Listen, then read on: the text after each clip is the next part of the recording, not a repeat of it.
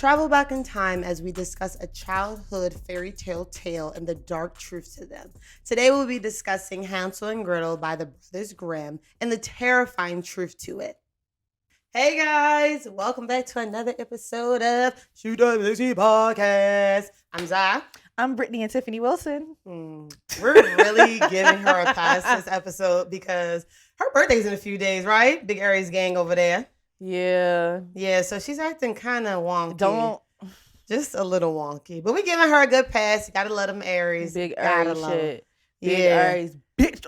So if she cutting up this episode, that is her reason why. It is. Let me go let Shout it out pass. to all my Aries, all my March Aries, because if you're an April Aries, you fucked up in the head. But go ahead. That's how I feel about Leos. Like if you're not an August Leo, you're not even really a Leo. You're not, like, what is a July Leo?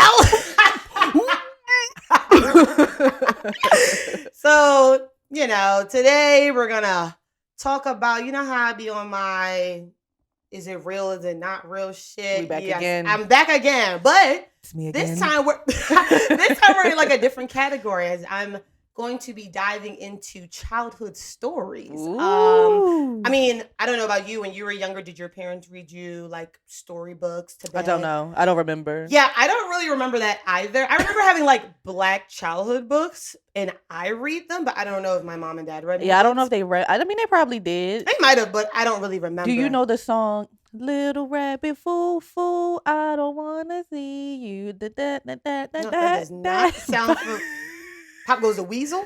Popping them on the head. I don't know that one. Is it black or is it? I'm gonna ask you later. She know it. She sing it all the time. But go ahead. Interesting. Well, we won't be talking about that. But today's episode is about the infamous story Hansel and Gretel. Ooh. Yeah, so we all know, the two siblings and their kind of story. Mhm. But I wanted to, one, of course, talk about the story. But I recently learned that there is some truth to the story and actually how it pertained to real life in Germany. So I'm scared. it's kind of quite terrifying and quite interesting. But Mhm. we're going to dive into it. Let's go. So the story was first published in German Lord in 1812. Okay. So it was written by the Brothers Grimm. I don't know if you ever heard of them, but I they're have heard of the Brothers Grimm, yes. We're going to talk about them too and just like how they became popular and like a lot of childhood stories we know about, they are, behind the writing of it. But just like a little kind of description of the story, it can be described as a child abandonment, attempted cannibalism, enslavement, and murder. And y'all know, that's not even really my... That's not your bag. That's not even my area of stories, but I just really couldn't resist. So let's go ahead and talk about the story in general, just in case, because honestly, I know the name Hansel and Gretel, but I don't even remember what they did. Gosh, let me tell you, when I was doing research on it, I was like, wait, what happened? Uh-huh. So it starts off with a pair of children named Hansel and Gretel. Hansel Gretel. And apparently they were abandoned by their starving parents in the forest. So it kind of just starts off with them being abandoned. Fucked up. No. Why are we being abandoned? So look, crazy enough, the parents, the kids catch on to the parents' plan of abandoning them because they're kind of just like in the forest walking around. And then I'm assuming the parents just left the kids and left them in the woods. But luckily, Hansel was smart enough. He left a trail of stones in his pocket that he, acquired throughout the wall. Okay. And he left them as a trail to get back to his parents. Smart. Just pick up on those kind of survival skills. And it was just like, I'm like kind of onto you, but you're not going to leave me in this goddamn forest. So F you. So these fucking parents must have a history of leaving their kids. If Hansel was like, yo, I gotta leave these rocks so we can get back home. We gotta survive, because our parents were negligent as hell. Literally. So the kids eventually find their way back home to their parents and, go about their day. So apparently the stepmother, she wasn't even the real mother, she was her stepmother. She is furious. She's like, how the hell did you find your way back here? Like, I'm pissed. This is making sense now. Okay. She's like pissed. So she's like, okay, we're gonna like go back into the forest. She somehow convinces the father to be like, let's go back in the forest and let's go deeper into the forest and let's really leave them in the Oh my God. You know what? It sounds about right. Like, fuck that, right? So he's like, let's go back. Like, let's try this again because we obviously failed the first time. So let's do it again. Okay. So this time, Hansel's like, okay, I'm on to you again. Like, what the hell? You're not going to leave me and my sister in the forest. I don't give a damn. So this time, Hansel has breadcrumbs in his pocket to follow the path back home. But unfortunately, the birds eat the breadcrumbs. Yeah, so wasn't smart. The stones were better. He should have collected rocks again. But the breadcrumbs are eaten by the birds. So in this sense, they're actually really lost. Okay. So since they're lost, you're just wandering on the forest. You don't really know what you're doing. Semi freaking out, but like not freaking out, I guess, because I guess they're like not new to this, but true to this because they've gotten abandoned a few times. Yeah. So that's unfortunate. So as the kids are just wandering around the forest, they stumble upon a home. Okay. So the home is actually, they say it's either a witch or ogre, but I think it's a witch. Yeah, we're doing more witch. I think. Yeah, I've heard, well, the sources were saying both, but we'll do witch. Okay. So as I had stated in the beginning, I just said the parents were starving, the children were starving also. Okay. So they see this gingerbread house and they like go to the gingerbread house. This is a giant gingerbread, it's like a single family gingerbread home. Like it's made out of gingerbread. It's made out of gingerbread, gumdrops, all these candies and stuff. Real like some Candyland shit. Okay. So they're like, oh my God, food. Like, let's eat this shit. So they start eating it and whatnot. Of course, I guess if you hear somebody like at your home, or outside your home door. Yeah, my fucking door. What the fuck is that? So the witch comes out and she's like, what is that? So she instantly enslaves both children and brings them into the home. So she like captures them, brings them in the home. You're like, oh my God, you're my slaves now. Fucked up. So it gets even more darker. She forces Gretel, which is a girl, to overfeed her brother Hansel. So then she can watch Gretel eat Hansel. Very weird shit. Cannibalism. So she's like, she must have like maybe like her wand to Gretel. Literally, and be like, feed him, and just like overstuffing him. In some images, Hansel's as large as like a ball, and he has like arms and legs. My God. So he's like super overstuffed. And then somehow Gretel, she's like, oh, hell no. We're like, I'm not doing this. Like, I'm not going to eat my brother. This is weird. They end up like fighting off the witch. And it wasn't that descriptive because it is a childhood story. Telling you, they jumped her. No, they must have banked her because they eventually got away. So, okay. Yay. Oh, wait, I'm lying. They ain't bank her ass. They push her in the oven. Oh. Burn her. Arson. Burn that bitch. That's fucking arson. So they end up pushing the witch into the oven and burn her ass alive. But it's kind of confusing. How can the both of them do that when Hansel was being stuffed? And we're just going to say like maybe a fight broke out and maybe he wasn't that fat. Maybe he was able to roll over the bitch and push her ass into the oven. Question. Yeah. Many questions. First question. Is this over a certain amount of time? I believe it was the same day. Okay, because it's like, okay, we giving him food to fat him up, but if he's not already fat and it's the same day, then it's not gonna become body fat all of a sudden. If he's skin and bones, he's still gonna be skin and bones. He just and all depictions of Hansel and Gretel I've seen, they were fat little kids. Oh, so they just was fat. They was fat little kids. And the witch was like, your fat ass, eat this fucking food. You look tasty. So did the witch want to eat some too, or she just? I think she wanted to. Maybe it was like one fetish to see somebody else eat somebody else. But I also think to have Gretel eat Hansel, she would probably eat Gretel afterwards. So like she's eating two kids in one. It's quite disturbing. I am disturbed. It's so disturbing. I'm actually enjoying it, and I'm not even really into disturbing things. So yeah. So interesting. Happy ending. So as I said, they like fought her off, pushed her into the oven. The kids steal, first of all, now we're talking about thievery. The kids steal the witch's treasure that they somehow find. I mean, where did the treasure part come from? Because they weren't even searching for treasure. So where did that come from? Okay. So then now they're like, we just killed someone and stole. Let's go back home. The fuck? So their house with the evil stepmom who don't want them. So then they end up somehow finding their way back home. Get this.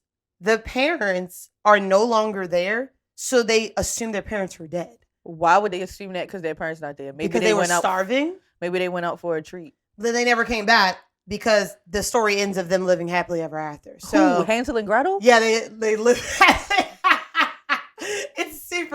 It's super interesting because like I feel like childhood stories are literally left to your own imagination. So I was about to ask you, what is the childhood version of this story? No, this is the story. This is the story. Oh, what I just explained to you. That's so okay. There are revisions of this story, of course. okay. But okay, so like I have like a revision, like kind of like tidbit. Mm-hmm. So there's a version of the story where the mother had abandoned her biological children.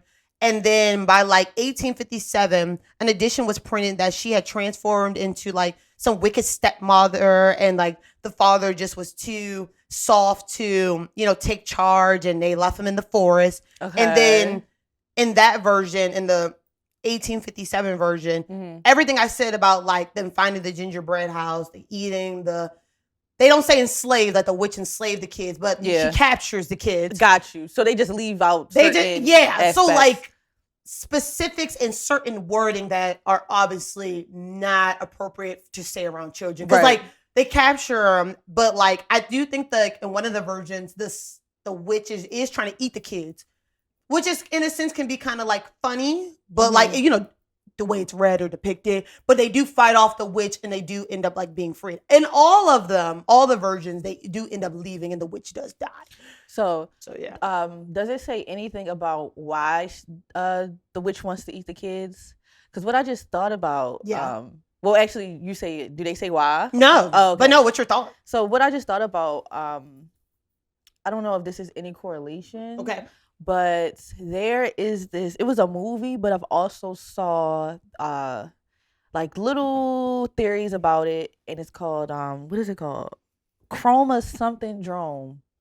And it's a theory that people say it all the time, that like celebrities and like politicians and like the powers of the world, they eat people to stay healthy. They drink the blood of children to stay alive for longer. I've heard about that. So I wonder if it was any correlation to that. That's kind of similar correlation to American Horror Story Coven, where the woman was putting the blood of slaves. Was it just slaves or black people? Or it was slaves. It was slaves. The blood of slaves on her face to stay young. Yeah, I don't know. I actually know about that. I learned that in African American history class. And I tell you, fucked up. I do like the fictional depiction of it. I do like the fictional depiction because Angela Bassett whooped that ass. Girl.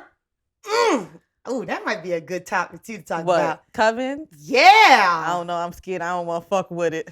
Bitch, this is scary. That ain't scary. I don't want to fuck with the covens. That's true. So let's give a little background on Brothers Grimm. So they were German men named Jacob and Wilhelm Grimm. Mm-hmm. They published very popular folklore such as Cinderella, Princess and the Frog, Little Red Riding Hood, Rumpelstiltskin, and Rapunzel, and a bunch of more. Honestly, Disney owes the fucking Brothers Grimm because like 80% of their discography, maybe I'll just say 50 because I don't know everything about them. 50% of the movie, the books they were listing, bitch, a Disney movie has been made of it. Mm-hmm. So it's kind of amazing. Their first publication of folk tales was in 1812 titled Children's and Household Tales. Damn, 1812? I know, bitch. Like, where was our ancestors? I don't know. What was they doing? They was on the plantation. Damn. And niggas was writing books. Fucked up. Damn. Crazy when you think about shit like that, bro. It is kind of fucked up. So their inspiration for their folk tales are connected to the intellectual movement of Romanticism. So I learned about Romanticism when I was in college a bit. Mm-hmm. I'm not like fully diverse in it, but like I guess like when I looked up a definition and try to like relay it and explain it, it can be characterized as it emphasizes on emotion and individualism. Okay. So it's embodied most strongly in visual arts, music, literature. Mm-hmm. The movement is emphasized to intense emotions as an authentic source of an aesthetic experience. Okay. So I thought that was a great correlation or like an understanding to childhood stories in a sense, because in a sense, childhood stories are for pleasure and leisure of children, and then to like broaden their imagination, their thinking process, their understanding. But the origin is this super dark. Yeah. And it's just like, even whether the context of the story is like super dark, I feel like a lot of childhood stories have a lot of cautionary tales. And I mean, they do. Obviously, from childhood to maybe even teenage years, you're not specifically thinking about cautionary tales because you're like, this is just a book, whatever. Unless you're like, you're just so far ahead and thinking, you're like, bitch, I already caught on to the theme. Cool. But it's just like, as an adult looking back, it's kind of like comical because you're like, dude, why was I being read that book in grade school? Like Shrek. Why was we watching Shrek? Shrek is kind of crazy when you break it down. First of all, you know that scene where he in the bed and he like, show me the princess. And the rug. Sheets. Oh, the sheets. So, okay. What? Hopefully we can include the clip. If we can't, go back and look at it. So the scene where he's in the bed and he like, mirror, show me again. Show me the princess. Yeah. He makes this little face like he looks at the like camera in the movie. He's like, he looks down. He's like, as an erection. Oh my gosh, childhood movies and I thought you were talking about the bear that was laid out as a rug. I do know about the bear, but no, that's why the mirror was like, oh my God, because he was looking at the women to choose his wife. Oh, I know, he had already chose his wife. So he was beaten off. And that's why the mirror was like, don't ruin that for me. The mirror was like, I don't want to keep showing you these women, but I have to. And he was, oh my God, that is. Hopefully we can. No, that's intense. That's intense. Sorry to ruin but that's crazy because I love the Shrek series. So that is interesting because I feel like, again, this story, just even like reading the story, because I read like a few versions of it and then like I kind of just try to get as an authentic story. Because I mean, I wasn't going to like buy the book. I mean, I could have, but I just tried to get the most authentic version of the story. Yeah. I can definitely see how the emotions were intense throughout the story. Not even just as the reader, but the children. I mean, like you're going through abandonment. Then you're being starved and you got kidnapped. Then you have to fight for your life. Then you kind of turn criminal. So you steal and murder. Is there any backstory on the witch? Nah, she was just a witch in the gingerbread house living in the forest trying to mind her goddamn business. And here come these raggedy ass kids, hungry. Like, where your mama? That's what I would say. Where your mama? But I want to know the witch's backstory. I want to know. Oh, they should put a movie out for her. They should. Before Hansel and Gretel, a movie did come out a couple years ago. Shut your mouth. So the Grimm, I'm going to talk about it later. Damn, I'm doing everything. Okay, so the Grimm brothers grew a great interest in fairy tale curiosity due to the Romantic period. So you can thank the Romantic period for their endless childhood stories. Okay. So scholars say that their tales were a reflection of German culture and identity, which is like super cool high key because I love when authors use their culture and their background to create stories. I feel like that is the most authentic way to write rather than trying to take someone else's culture and like make it something because nigga, you don't know that. So I thought that was great. They began with a collection with the purpose of preserving their stories within their German culture and traditions that have been handed down generation to generation. And a lot of their stories were cautionary tales for children. So that was really cool to know because, I mean, as an adult, I feel like you can experience cautionary tales as an adult, but I feel like it's obviously more imperative when you're a child and going through like adolescence because they help build you and mold you for adulthood. Yeah. But again, I'm speaking just from my own personal experience when I was in grade school / middle school, even high school. I did not take books from what they were. I mean, I wish I did. I wish I did read a book and be like, wow, I can use this lesson when I'm like 25. I did not. I mean, wait, what age? You said grade school? Let's say like, well, you know how to read in kindergarten. I don't really remember any books from grade school, but middle school, I remember. You remember books from middle school? Like, but I was reading like Blue for Drew. Oh, books. Yeah. Those were good books. Wait. I cannot think of those books. My mama... Let me tell you, middle school was reading level. I mean, reading era. Like, that was a good era to be reading. Girl, I had the whole Pretty Little Liars. My mom did not let me read those. She thought they were too adult. I was like, she thought they were too adult. Girl, I'm gonna take a picture and send it to you. She should. No, she thought they were too adult for me. She put me onto this other Sharon G. Leal. Oh, is that her name? Oh, I hope it's her name.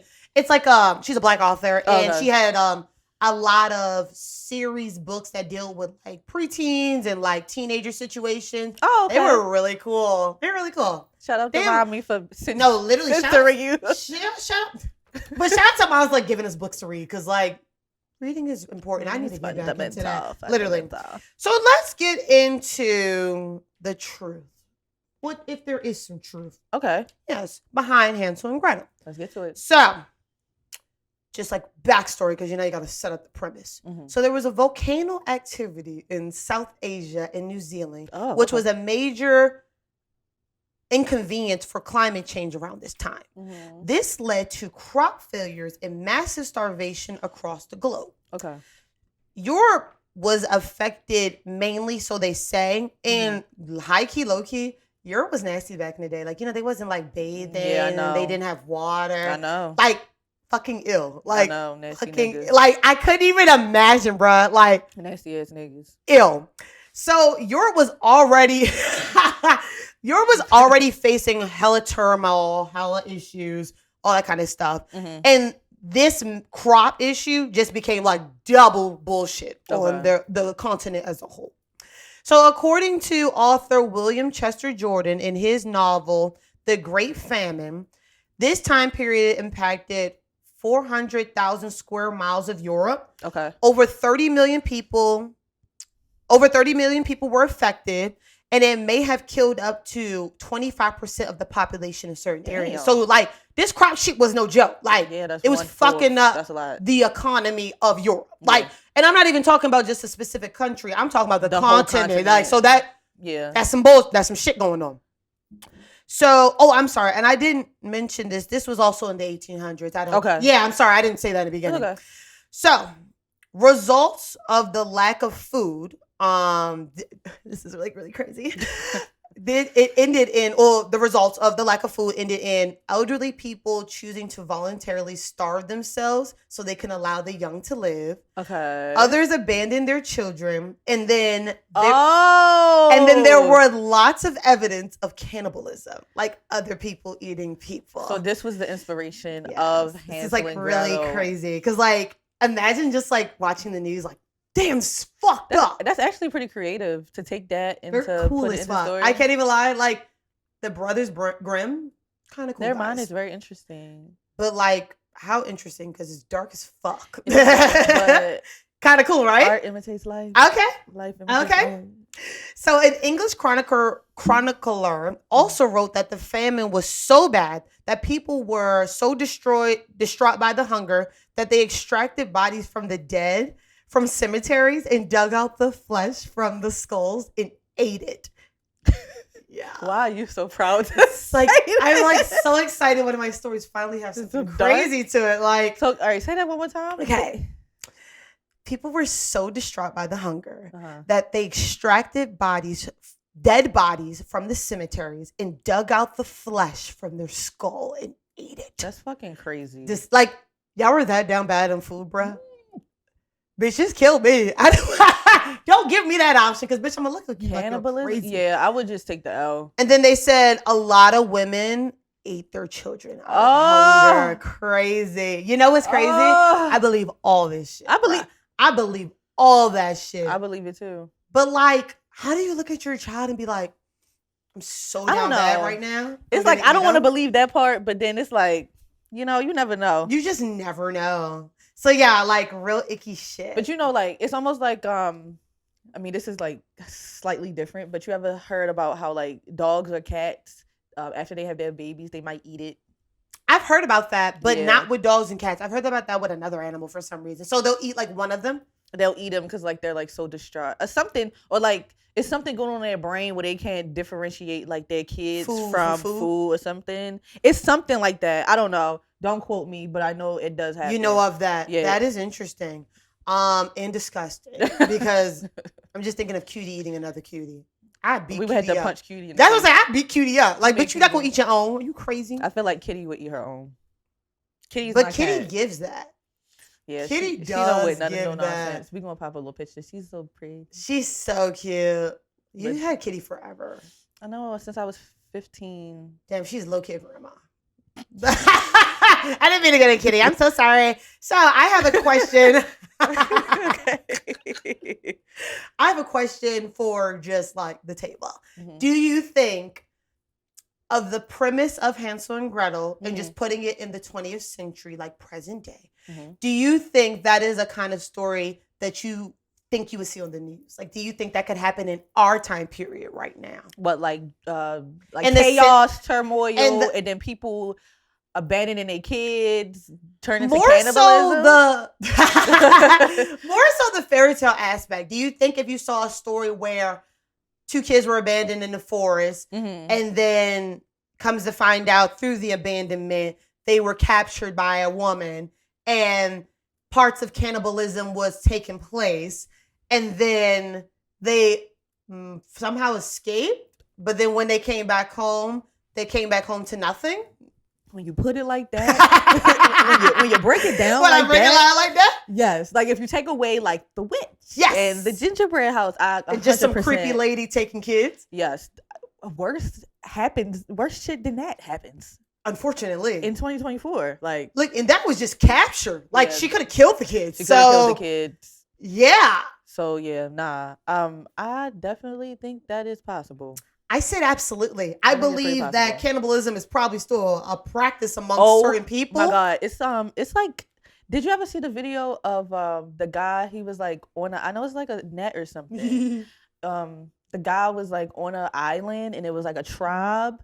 And the tribe, like, they was like cannibals for real. Fuck. And it was like a reporter.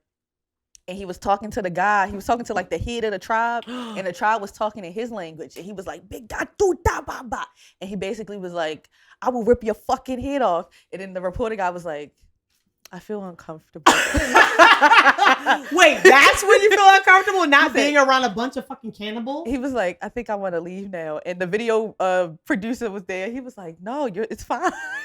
I'm gonna find it. But bitch, yes, I've never seen that. People still practice cannibalism. It's I believe it. Yeah. And it's just like not people that like live in like modern societies. 100%. And I said it's probably not talked about as much.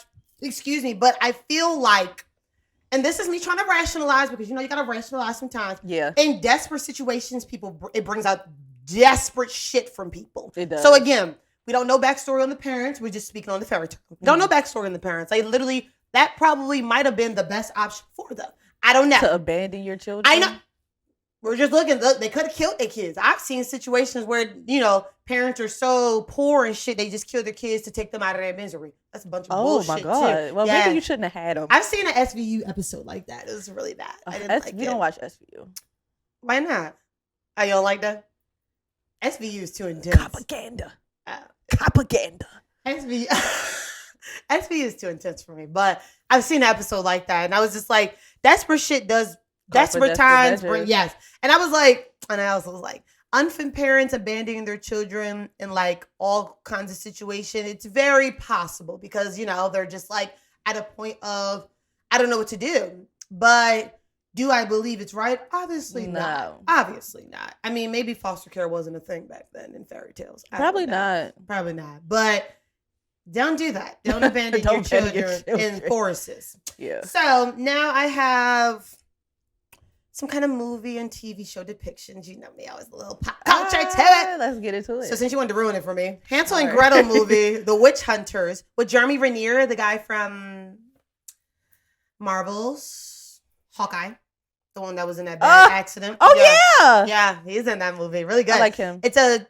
Came out in 2013, a horror action adaptation of the movie. This movie's really cool. This is like one of my mom's favorite movies too. Oh, you've seen it? I have. It's really good. Oh, you should watch it. I should watch it. So it takes place 15 years after Hansel and Gretel defeated the Wicked Witch, and who tries to eat them, and they become bounty hunters. And then they're badass as hell. It's like really cool. Then they're trying, their whole motive is, without like ruining it, their whole motive is to kill all the witches so they don't like do the same thing they did. But then of course they face trouble and all that kind of good stuff. pretty good. You know, if you're just like a Saturday night, don't got shit to do, I say watch Add it. that Why to not? the list. It's very good. Yeah. Okay, so Looney Tunes. If anyone's a Looney Tunes person like me, the witch who you're so lame. The witch who like tries to boil bugs, the one who has bobby pins always coming out of her hair. There's an episode with Hansel and Gretel and Prince Charming,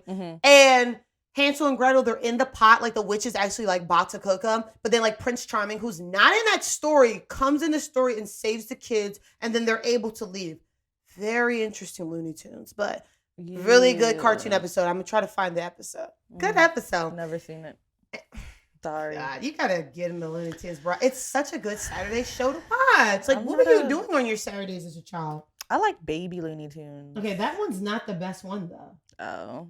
Yeah, like you gotta watch the regular Looney Tunes. Sorry. That one's the best one. I don't know. Okay, maybe we'll know this one. Hoodwink 2, Hood versus Evil. I think I saw the first one. Oh, the first one's like my favorite. Is the first one the one with the rabbit and Little Red Riding Hood? Yeah. Yo, that movie is good. That was good as hell. Be prepared. Be prepared. I don't know the song. I actually really know the movie. I haven't seen it in years. It's been a long good time. movie. It's not on streaming platforms anymore. I know that because I recently tried to look it up like a year ago. And it's not on there. But 2, Hood versus Evil. Hansel and Gretel are the villains. It's like really good. Then they blow up into these big people and they try to like take control of like the fairy tale place. It's really good. Oh, okay. So good. But yeah, I really enjoyed researching this story in a sense because it's like I remember this story, but once I got into like the nitty gritty of things, and also once I got into the minds of the Brothers Grimm, it really helped me understand their stories. And just like a sneak peek, I will be talking about a few more of their stories. You know, just the ones that are a little dark and what the F. You know, we love that. You know, I'm trying to dabble more into the what the F because what the hell. But I think for as of right now, what I know about them, they're pretty cool. Like their stories are, like I said, really tied from their culture, romanticism, time period, and just like what was passed down to them. And I also did a little research, but I didn't take much note of it because it was a lot of information of just like the generational stories that were told to them, because there were, of course, other versions of this story from earlier generations, but it's actually amazing. And sometimes kind of low-key was envious like when I was reading about them, because I'm like, damn, I kind of wish like my family like had like tales or stories to like pass down, because then I had me thinking, I'm like, I don't think I have anything passed down to my next generation. I don't know. How about you? Did your parents stories? I mean, like, you know, like, I don't know. Like I got family stories. You're right. I guess that can be like a story. But I think it's all about, you said they originated from some part of Germany? Yes. Maybe it can be like basically location wise or just cultural wise. I think it's definitely location, because like, let's just say, well, my family is from the South. Right. Well, not like deep in the South, but like my mom's side is from Virginia. Right. And then my dad's side is from Virginia and South Carolina. Nice. So it's like, if we would have stayed down there, then I'm pretty sure it would have been like you're involved in that culture. Yeah, like you're still there type shit. But like, but no, I know some family stories. Yeah. That, I mean, I don't think I'm I probably say them. Yeah. But I guess I could pass them down. But, I mean, that's how you keep stories and tales alive in a sense where you pass them down. But it just had me thinking, and I mean, I guess that can also just be my duty of 20-something-year-old learning the history of family, learning it so it can be passed down, because when things die in a generation, then you never can tell that story again. So it's just like, it just kind of just, when again, doing research, it's just like a little side note of like the importance of that. And then look, I'm assuming, of course, in the time when you're writing your stories, you probably don't even know how far it's going to take off, but we're talking from the 1800s to present day. Right. And their stories are being talked about right now, obviously. So it's just kind of like, legacy is crazy. So that was just like a cool little tidbit. But yes, that is my story of Hansel and Gretel. And yes, I like it. Realness to it. You know. I never knew, I don't even think I ever knew like the story of Hansel and Gretel. Really? So I was excited when you told me you was doing Hansel and Gretel. I knew the names, of course, but I didn't know what the hell he was doing. Yes, I was really excited to research it. And then, of course, like I said, when I saw the names of like other stories that I recognize, I'm just like, oh, we're gonna circle back to y'all, baby. Yeah. Because what is the tea? Because like, even if we're just talking Little Red Riding Hood, that story is high-key terrifying. Or Little Red Riding from the Hood. That's a Raven reference. You know what? You gotta love That's So Raven. That girl. That's so Pushnik. That's from Corey in the House. Remember Corey in the House? And so you remember shit like this, random shit, but you don't remember. You know what, man? You are killing me. If you remember, That's So Pushnik. You know what? You're stupid. But I'm sorry. I did have like a little last minute tale. Okay. I mean, just like last woman little. I did have like a last minute takeaway of Hansel and Gretel overall. Yes. It's definitely a cautionary tale to one, not trust strangers. And steer away from weird adults. Yes. Been doing that. Yes. Even at this adult age. I'm an adult and it's still weird from yes. Unfortunately, the adults in their lives, their parents were also weird and they abandoned them. So the options were definitely slim for them on who to trust. But it also showed them working together in a sense, like having survival skills. And typically at that age, I mean, depending on the child, survival skills can be there. Being aware can be there, cannot be in there. I know, like at times, I wasn't always aware as a child. Like, I mean, again, I feel like it depends on your upbringing. It depends on the. Always aware. I was not, honestly. But I was not aware. You can blame my grandmother for that because she used to stay up and watch like First 48. Oh shit. Hell no! I used to be as a child, and I used to be with her like as a child. Hell no! I've always been hyper aware as a child. Like, wow, never knew peace. Like, I never knew peace. Like, I am sorry to hear that, sissy. Like anxiety, like always at a. Okay, that's intense. First 48, girl. I remember when America's Most Wanted was on TV. Like, I was terrified from that shit. Like, really? Yeah, I was quite terrified. Like, my mom used to like. She would like go out and I'd be like with my grandma or something, and I'd be like. Yeah, you're like 8. You're like 8. Yeah. Crazy ass. You know what? My anxiety is high. It's just too much going on. Too much, yeah. Well, I guess that goes into like my little other second thought. Typically at that child age, it is the job of an adult to, protect and gear them and be the problem solver for a child. But in a sense, you do what you got to do. Yeah. Obviously in that situation, they couldn't, turn to anyone. So they just had to look out for each other. And I mean, again, I think the survival skills and the depending on each other is definitely like a nice takeaway. Again, I don't know if that was the intention of the Brothers Grimm making the story, but as a reader and just understanding the story, it's up to your takeaway. Yes, exactly. Yeah. So again, I love that flexibility to be able to take that takeaway, because I was just like, well, this is obviously a cautionary tale, but like if a child is reading this, what are they to take away from it? So I was just like, kill the witch. I feel like that's how it would be. Kill your abductor. That is the takeaway. Find a way to kill your abductor. Yeah. So yeah, but that is my story on Hansel and Gretel. I hope you guys enjoyed revisiting your childhood and learning the terrifying story of it. Yeah, you gotta love that. One. Yes. I hope you guys like, comment, subscribe, continue to tune in, keep watching, tell your friends about it, tell your mom about it, tell your teacher about it. And as always, please go to our link tree in our bio. We have a suggestion box in there with different where you can put different topics that you want us to talk about, that you're interested in. And yes. Please, we're literally open to anything. All of the things. Yes. Please. All of the things. Yeah, we're going to end it right here. You're back. But no, thank you for watching, and we'll see you guys next week. Bye.